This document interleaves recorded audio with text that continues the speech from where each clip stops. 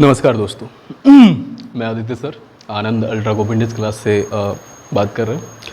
मेरे ख्याल से बहुत दिनों के बाद फिर से मिलन होगी और आज से हम लोग रेगुलर बेसिस पे ऑनलाइन कंटेंट बनाने वाले हैं क्योंकि लगातार कुछ लोगों की बहुत सारी डिमांड थी।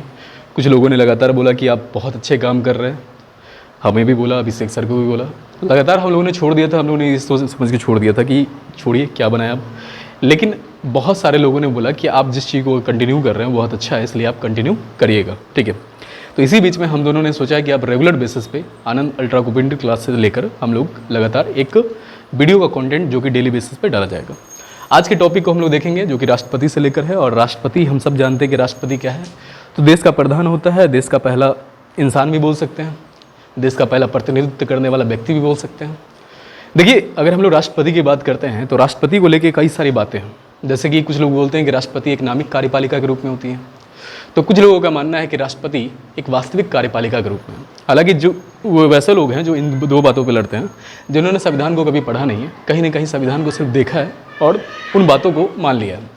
हालांकि ये सिचुएशन बेस पे डिपेंड करता है कि राष्ट्रपति के पास कौन सी शक्तियाँ हैं। हालांकि राष्ट्रपति के पास बहुत सारी शक्तियाँ हैं और राष्ट्रपति उनका समय समय पर प्रयोग करता है। इस प्रयोग के बाद ही पता चलता है कि राष्ट्रपति के पास एक नामिक कार्यपालिका है या फिर वास्तविक कार्यपालिका। देखिए, इसी के साथ हम लोग देखते हैं। देखिए, राष्ट्रपति की अगर बात करेंगे बाबू, तो राष्ट्रपति सबसे पहले हमको ये समझना पड़ेगा कि राष्ट्रपति के अंदर क्या होती है कि दो तरह के सरकार होते हैं। सरकार की बात करेंगे तो दो तरह के सरकार किसी भी दुनिया में, अभी हम जो देखते हैं अभी दुनिया में दो तरह के सरकार का क्या हो रहा है, आगमन हो रहा है। एक को हम बोलते हैं अध्यक्षीय शासन, एक को क्या बोलते हैं बाबू, अध्यक्षीय शासन।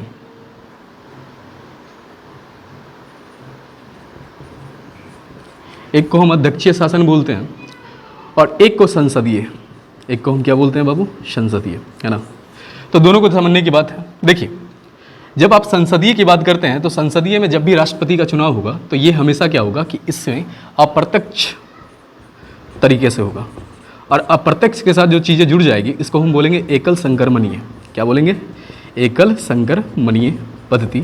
और इसी के साथ एक और चीज़ जुड़ता है जिसको बोलते हैं अनुपातिक प्रणाली। क्या बोलते हैं, अनुपातिक प्रणाली। अब देखिए, हमें समझने की जरूरत है कि जब राष्ट्रपति की बात करते हैं तो राष्ट्रपति के साथ ये तीन वर्ड जुड़ चुके हैं। तीन वर्ड में से सबसे पहला होता है अप्रत्यक्ष, दूसरा होता है एकल संक्रमणीय और तीसरा होता है अनुपातिक प्रणाली।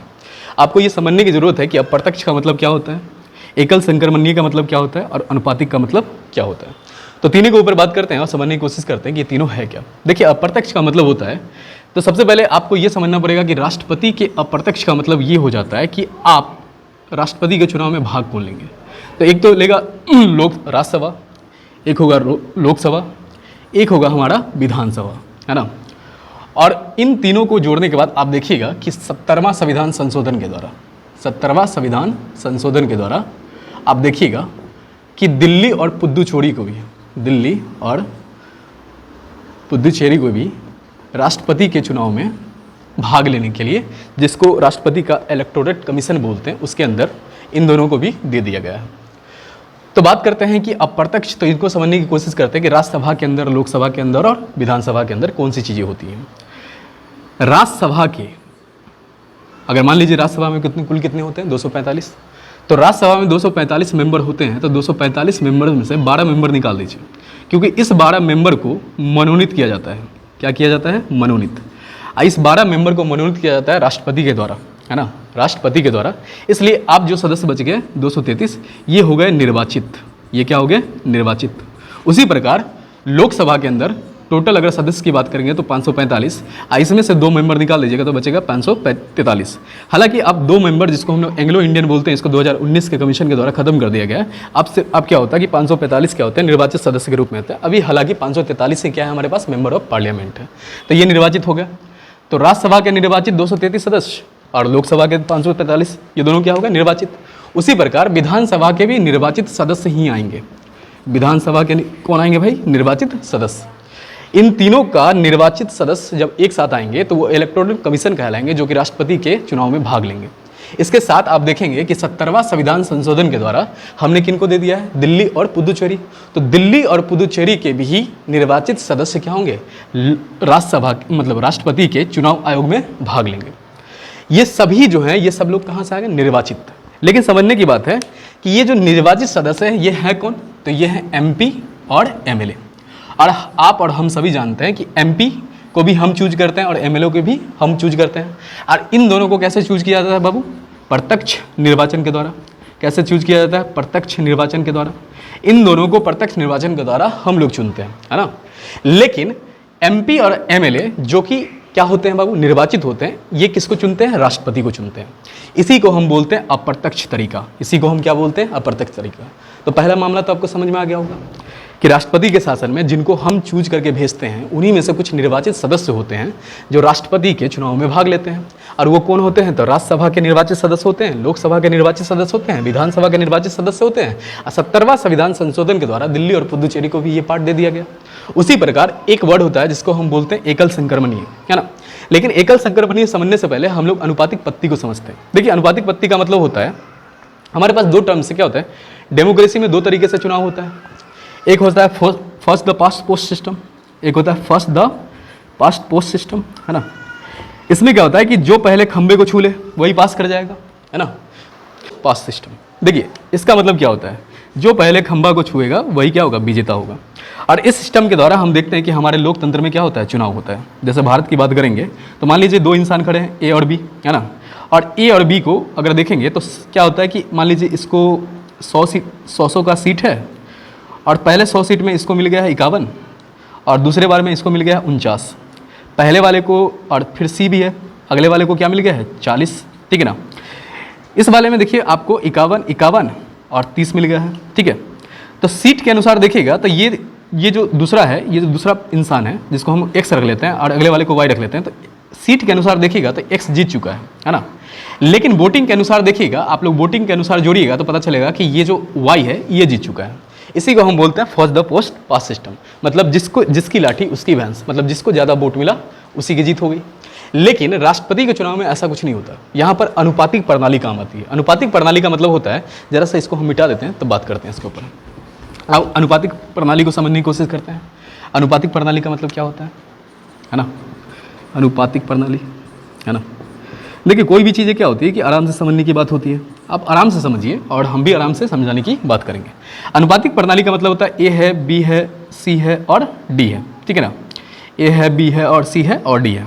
अब मान लीजिए 1 है, 2 है, 3 है और 4 है। ये 4 नंबर है, ठीक है।